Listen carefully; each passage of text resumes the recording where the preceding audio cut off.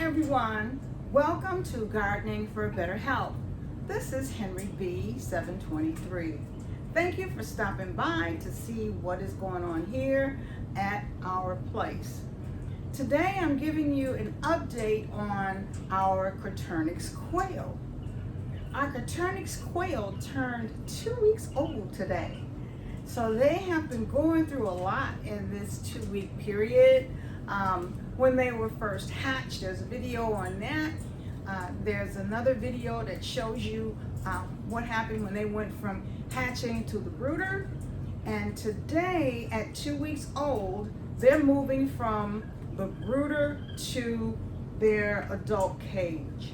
A lot of people have what's known as a grow-out cage to fit this period in between the time that they leave the brooder and the time that they're actually older and they go into the adult cage. But I don't have a grow-out cage. So their move is from the brooder to their adult cage. They just moved about an hour ago. I took them from their brooder over here, and they really did well in the brooder, but in this brooder, it got to the point where they were getting a bit crowded, and we actually had one fatality in this brooder. Yesterday I came to check on them, and one of the chicks had deceased, and I'm quite sure he had some help from the other chicks. And so my consensus is, well, they're 2 weeks old. What could have caused it? Maybe they felt a bit overcrowded.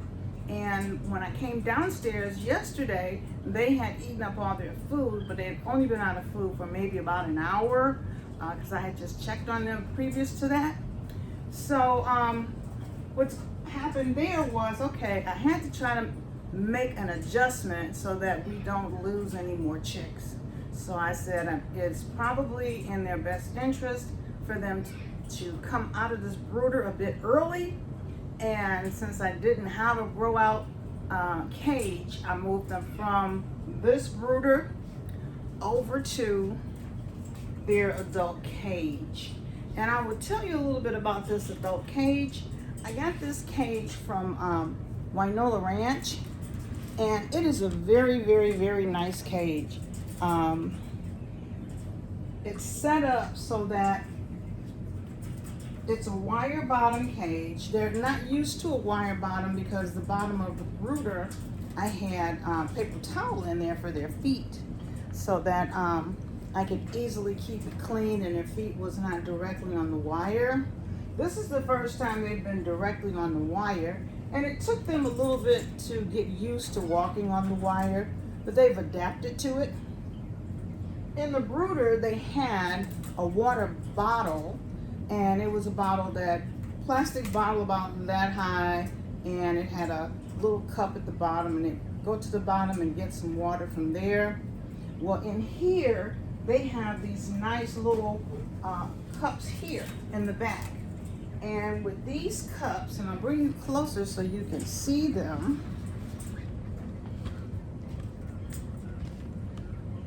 Okay, with these cups, they're attached to a hose, and the hose runs around into this bucket.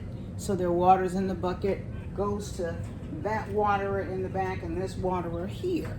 They've only been in here a few minutes, and they've already figured out that they need to peck at that little yellow item in there in order to release water into the cup. So they have been doing that, and they're doing fine without that other waterer that they're used to. I did move their food bowl from the brooder over to this cage. This cage does have a feeder in it, but because they're so little, they can't really reach it if they stick their heads through into this feeding trough. So for now, until they grow some more, they've still got their little red feeding trough over there. So they're eating, they're drinking, they're walking around on the wire. What's different in this one is, because they are on this wire, there is a a trough at the bottom that has pine shavings in it.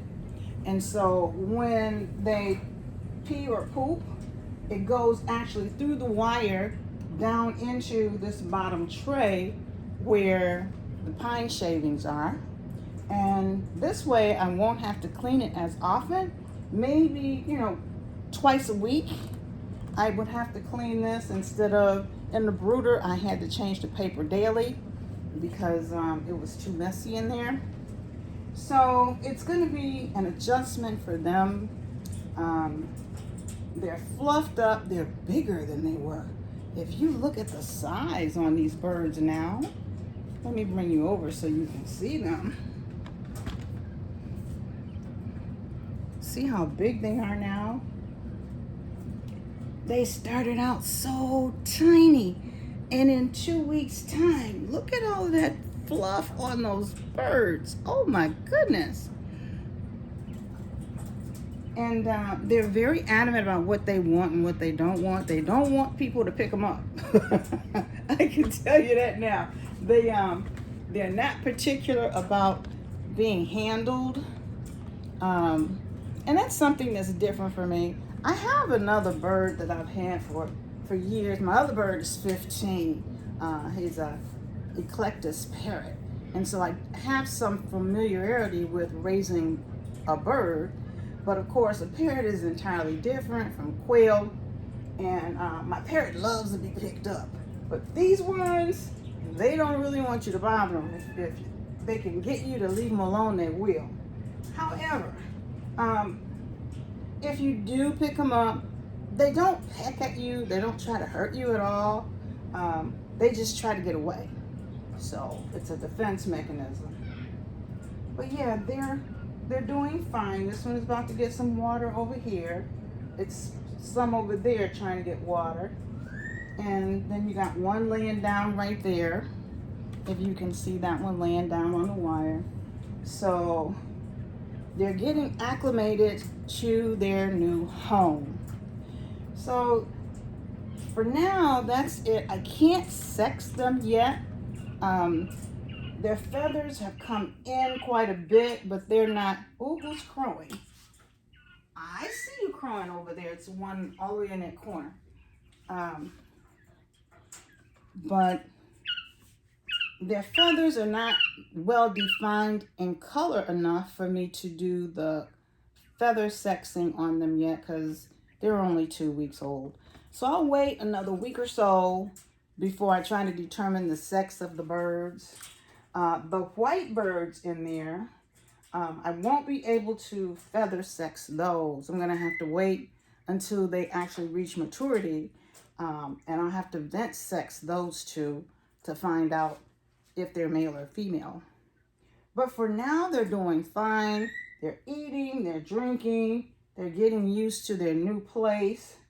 And so we'll have to see what happens. I want to put something in there so that they can do a dust bath, but I'm going to wait a while until they get a little bit bigger, because I don't want anything to happen to them while their little respiratory systems are still developing. But I do look forward to giving them something in there that they can dust bathe in. So that's it for now. If you have any questions or comments, please leave something in the comment box below for me, and I will answer the question for you. But in the meantime, you have a wonderful day. Like, share, and subscribe. See you in the next video.